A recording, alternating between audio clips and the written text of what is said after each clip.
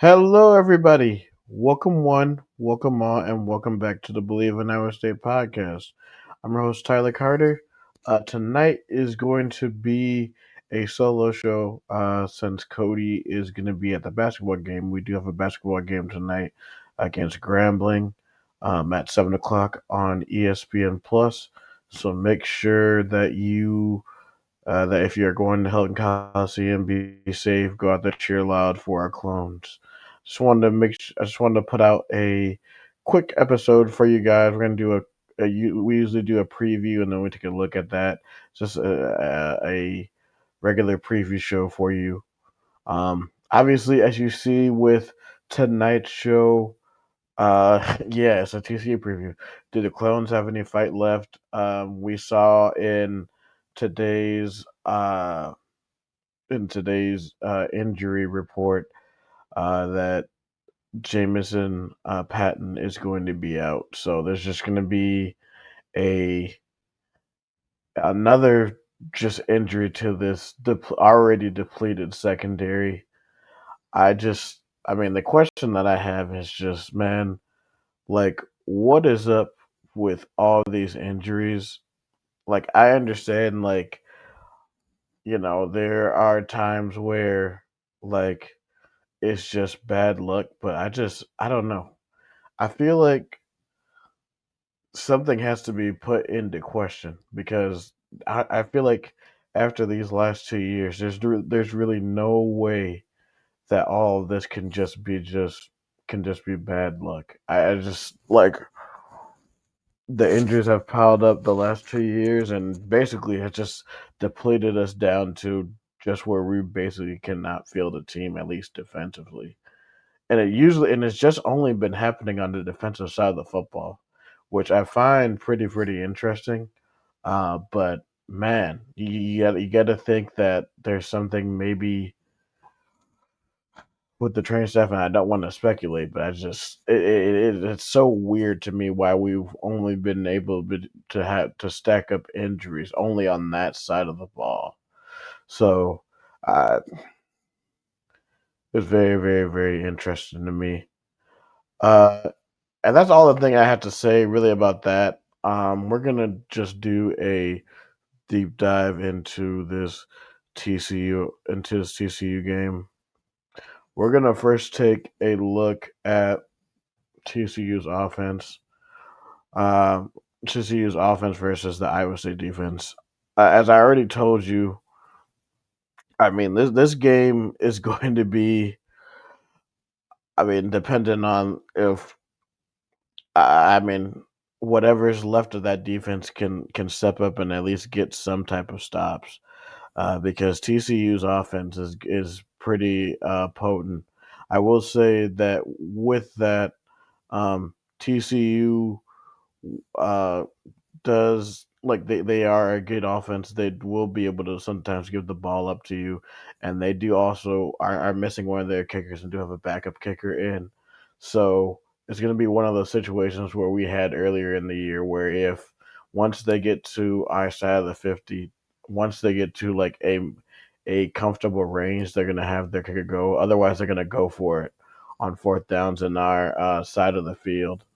So we're just going to take a look at ESPN, look at their passing leaders. We'll take a look at their team statistics.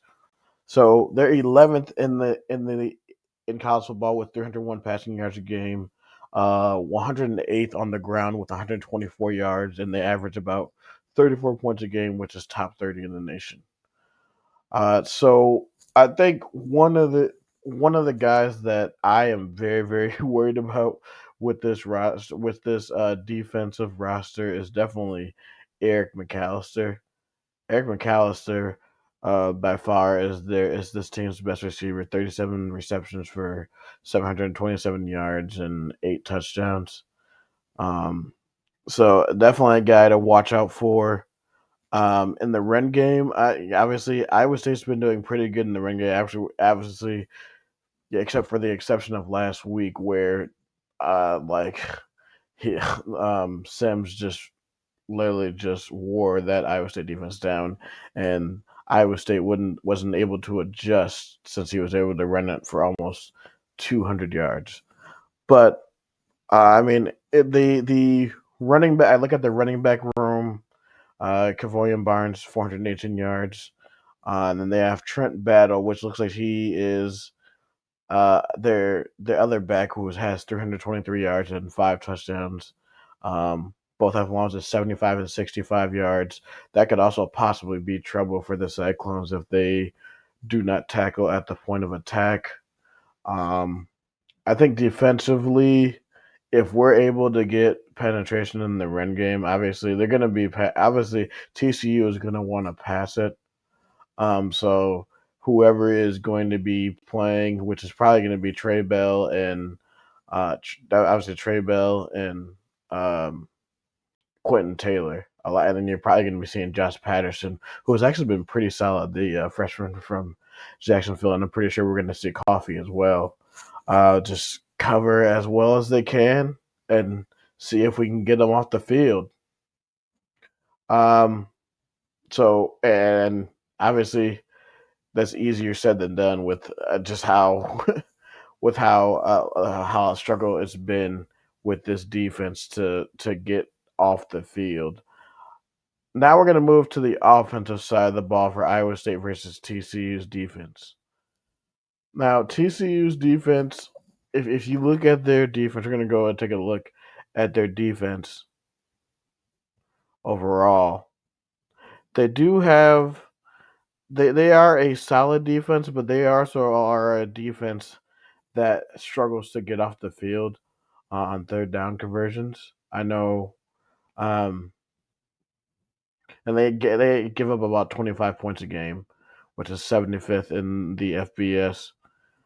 Um, I will say that I do see, like always, I'm not worried that Iowa State is not going to be able to move the ball. What I'm worried about is just the same thing that we've been seeing for the last few weeks.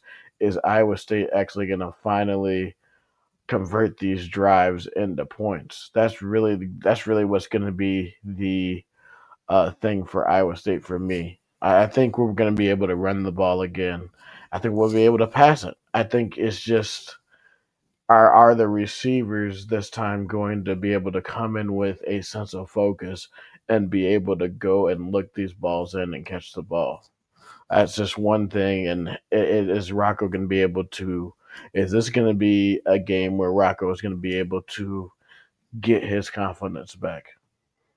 I mean, because that's what it is. And honestly, the receivers really haven't helped the situation, and that's mainly because it's just we every time we get into and get this with this offense to get a rhythm, every single time it's just like drop pass here, drop pass there, or maybe Rockets a little bit off on one pass, or maybe it's just just a slide, a slid off, or just a little bit off. We have to be convert on these drives, and I do think though that in this game, I think Iowa State's definitely going to be leaning in on the run game, and they're probably going to put it to where they do these maybe not long sustained drives, but have these drives to keep the TCU offense off the field, especially when you have a defense that's depleted. I definitely think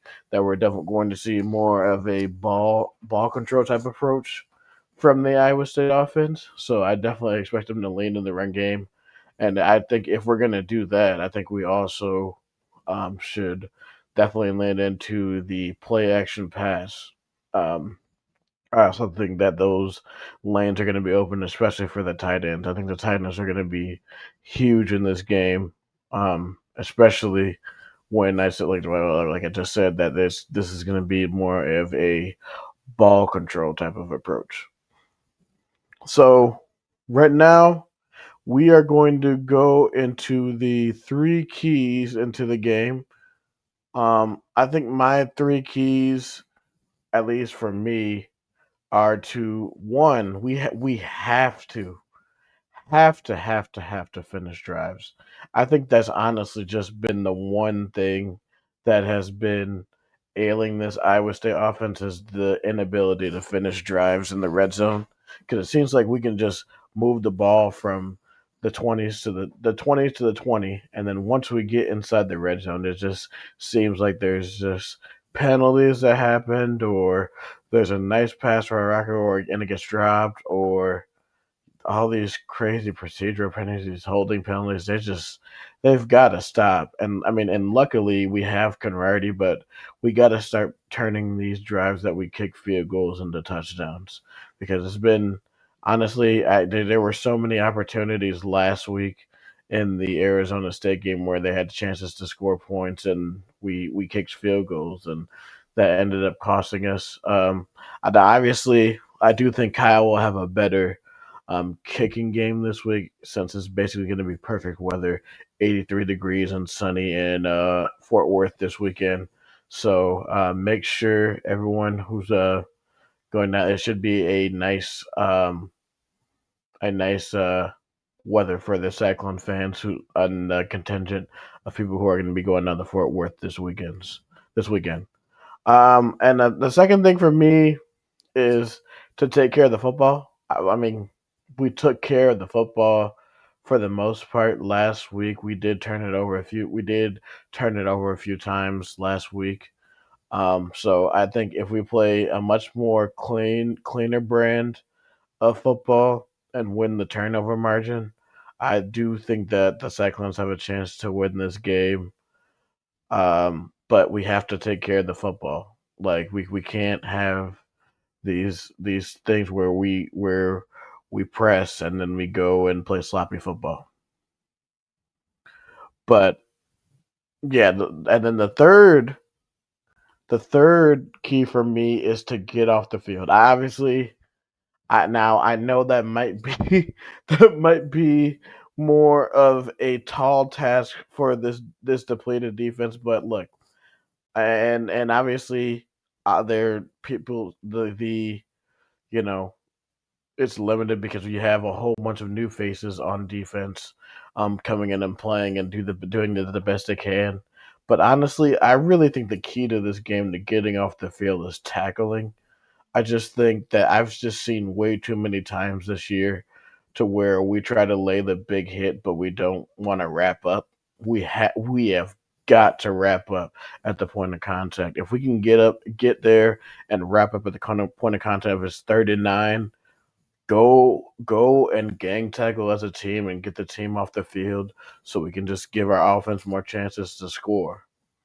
And I really do think that the Iowa State does have a chance at to get to score a lot of points in this game. I do think that they have a chance to get out of this rut. So we're gonna go to predictions now. Honestly, we like if you have been, obviously, if you're a fan of this show or if you're a new viewer, on this podcast we have been choosing this team, and usually we're like more of from an optimistic standpoint. We're probably one of the most optimistic Iowa State shows out there.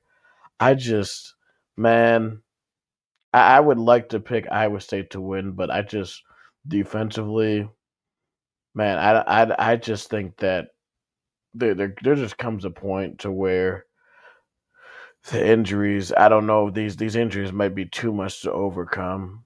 I just think that TCU just has a better offense. So unfortunately, as much as I would love to pick Iowa State to win, I think Iowa State drops this one, unfortunately, and they lose this one. I'll say 34-24 on the road.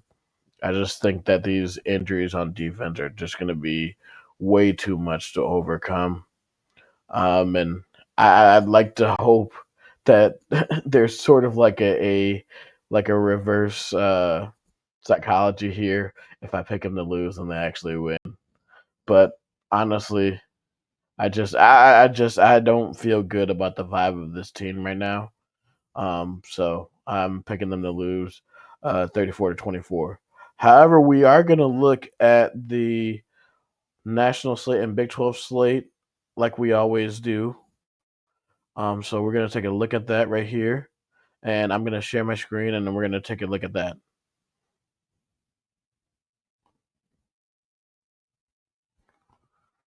All right. So we're gonna take a look at the Big 12. We have some Friday night football. I'm honestly scared to death for Houston in this game, in the first matchup on Friday because this is the space game, and every time that Arizona or not Arizona, UC Middle Florida has played in the space game, they absolutely just put B to A on whoever plays. I believe last year they destroyed Arizona in this game, 56-12. And then if you guys remember in 2023 when Oklahoma State was on their way to a Big 12 title game, they ended up going down and losing by 6 touchdowns to UCF 45-3. So UCF just sometimes just loves to show up. Those space jerseys do something for them. I have no idea. Although right now the betting line has Houston as a 1.5 point favorite. So I don't know. I think I'm gonna pick the upset in that one. I think UCF wins that one. I just think that Houston they could be reeling, especially after a bad loss at home to a very very bad West Virginia team. And man, we gotta talk about this one. This one is definitely the game of the day, and this one's going to be a college game day game on ABC at 11 a.m. in Lubbock as number 7 BYU goes on the road to play Texas Tech. And basically, this game is going to be for supremacy in the Big 12. BYU has just been amazing with Bear Bachmeier, their defense.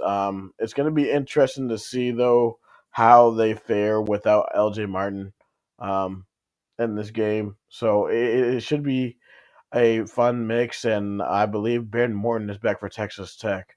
So Texas Tech right now is a 10.5 point favorite. So if you see, yeah, I don't know. I don't know that line is pretty high to me. I probably would pick the BYU to cover in that game. I also wouldn't be surprised if they win this game straight up. If they win this game straight up, because BYU is just on another level. They're just a completely well coached team. So that one should be interesting. We have Colorado and West Virginia on TNT. That one's sort of going to be a snoozer between just two bad teams. I think West Virginia probably has a chance to win that one. That's why they're 6.5 point favorite because Colorado, ever since that win against Iowa State, has just been complete dumpster juice. So that one, if you want to watch that, sure. We have Kansas going on the road against Arizona. Uh, these teams are I believe 5-3, and so they have a chance to get to bowl eligibility. And TCU, like I said, they have a chance if they win this game, have a chance to stay alive in a slim chance to stay in the Big 12 race. And now we're gonna take a look at the national slate. It's sort of this weekend football wise sort of stinks because like this is the week when the SEC teams play all their bye games. Although on Tuesday we did have Maction returned. We had Akron destroy UMass 44-10, and then we had Miami with a close win over Miami of Ohio 24-20. And then on Wednesday we had Tuesday night Maction and Wednesday night Maction. We have Ball State surviving Kent State 17-13, and Toledo destroys Northern Illinois 42-3. Man, had the mighty F fallen in the MAC, Northern Illinois is bad this year. And then we have some fun matchups tonight in the Sun Belt and in the American. We have Georgia Southern going on the road to App State. App State's a 4.5 point favorite. And then we have UTSA, who had the big upset win last week over Tulane.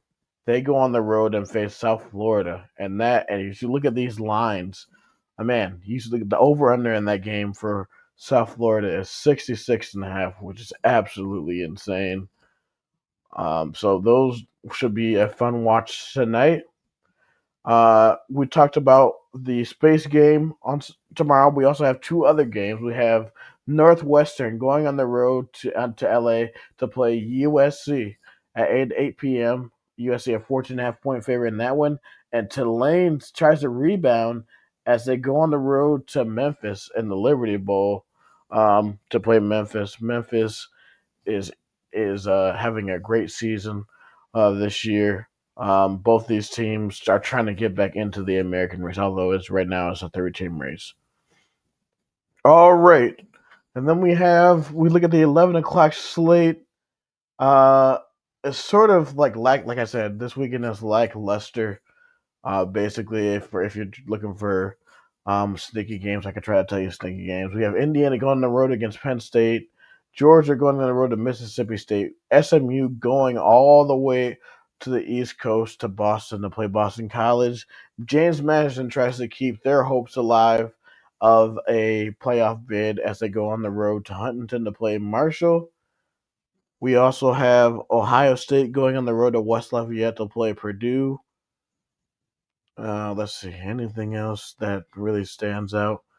I guess if you want to talk about Maryland and Rutgers, maybe, and then we have a ranked versus ranked matchup, two of them at 2:30. We have Texas A&M going on the road to Columbia to play Missouri. This used to be an old Big 12 matchup, but Texas A&M basically has a chance to just, if they keep winning, they probably will be able to clinch a spot in the SEC title game. Missouri has a chance to play spoiler.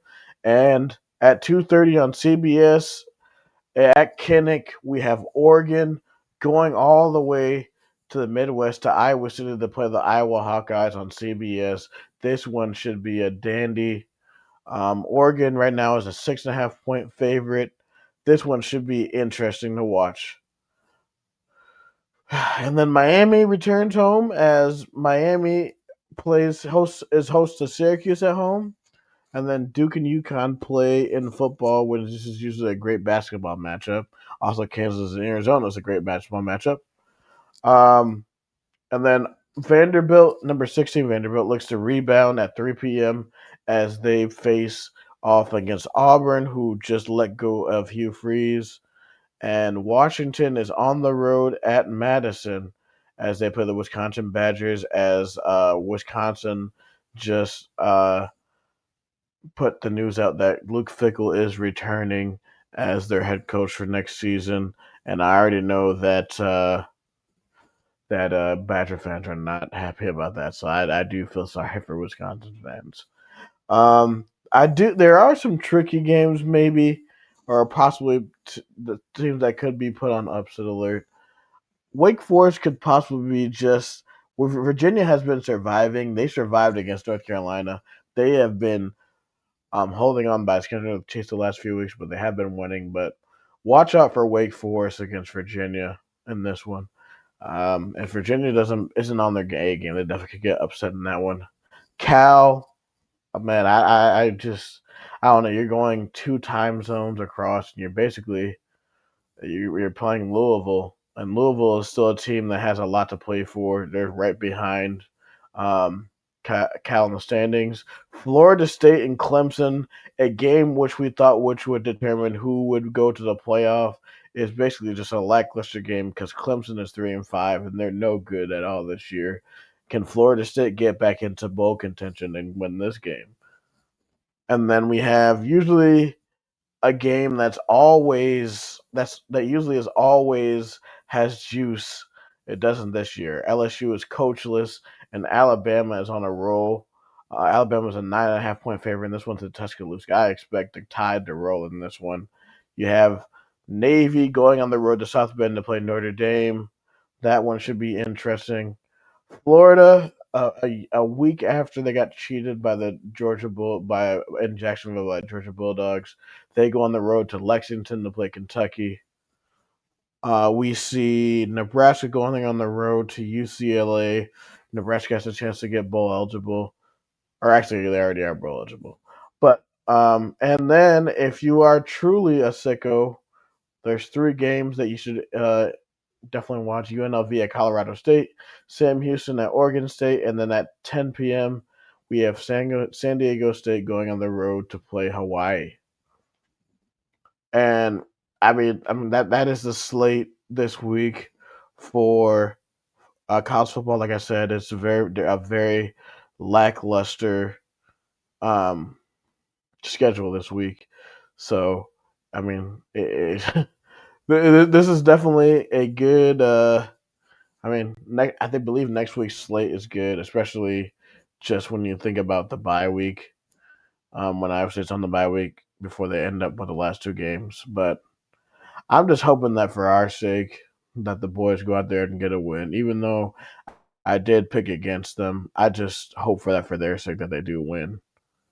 Because I just like it'd be just so it'd be very very nice for them because they've been working hard. It's just they haven't been able to get it done. But as always, um, since we're nearing the end of the show, we're going to take a big thank you to FanDuel, and we're going to talk about and look at some possible things that you can go and bet on. So, as I'm going to share my screen, and we're going to do that. If I can get to the page.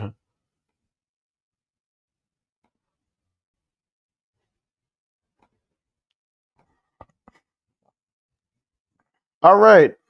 So, if you are a sicko and you want to watch the Raiders versus Broncos Thursday Night Football, here is a pretty good wager, and this one is plus 3502. So let's throw a $10 wager would get you $350. You have these are all anytime touchdown scores. I think these would be a really good bet to make. J.K. J.K. Dobbins, anytime touchdown scorer. Cortland Sutton, anytime touchdown scorer. Ashton Genty, anytime touchdown scorer. And Brock Bowers, anytime touchdown scorers. I think that one has a really, really good chance to hit. So you can, if you definitely know ball, go and make money, especially with this one. We can go take a look at some NBA parlays or maybe some odds that you think. We got the Phoenix Suns hosting the LA Clippers. We have Cleveland on the road against Washington. And then we have the Friday matchups. Just for example, the Milwaukee Bucks are a 4-point favorite against the Chicago Bulls. And if you want to put money on the Bulls to win in Milwaukee, which they will, um, this is how you can do it. Go and make an account with FanDuel, and we're going to also look at the promotions too. So here are the promotions that are on FanDuel right now. So if you bet $5, you get $150 if you win. There is a NFL $2 million touchdown jackpot.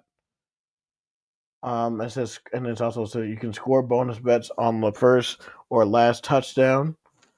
There's a profit boost, 30% profit boost for tonight's game. If you post a wager on the Broncos Raiders game, there's a 25% profit boost for same game parlay if you're a hockey fan.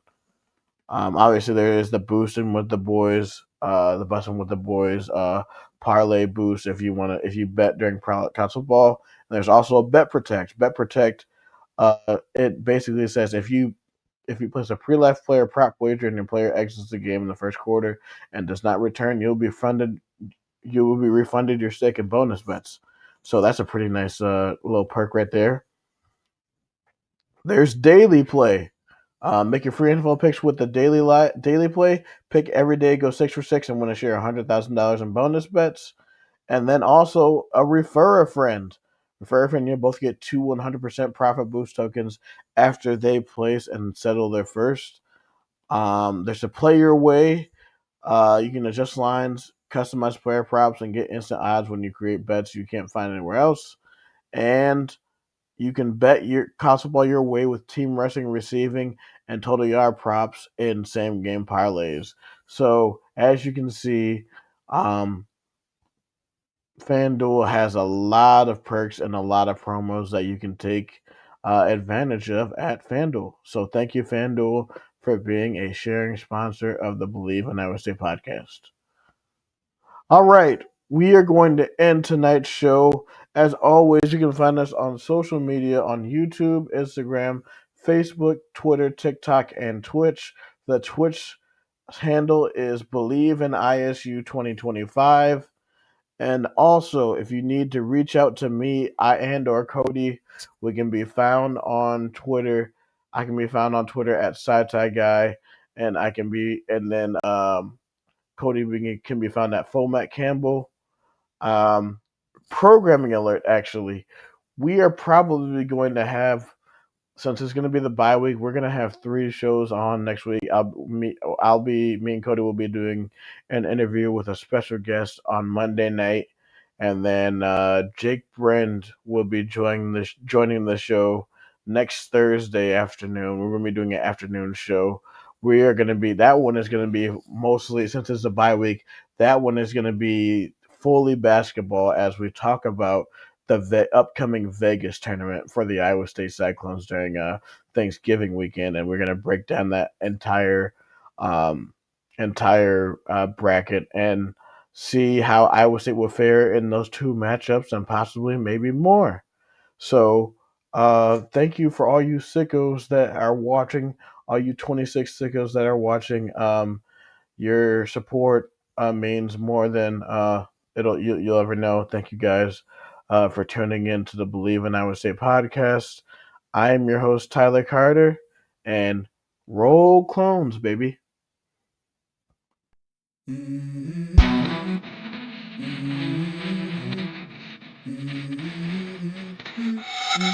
Let's go.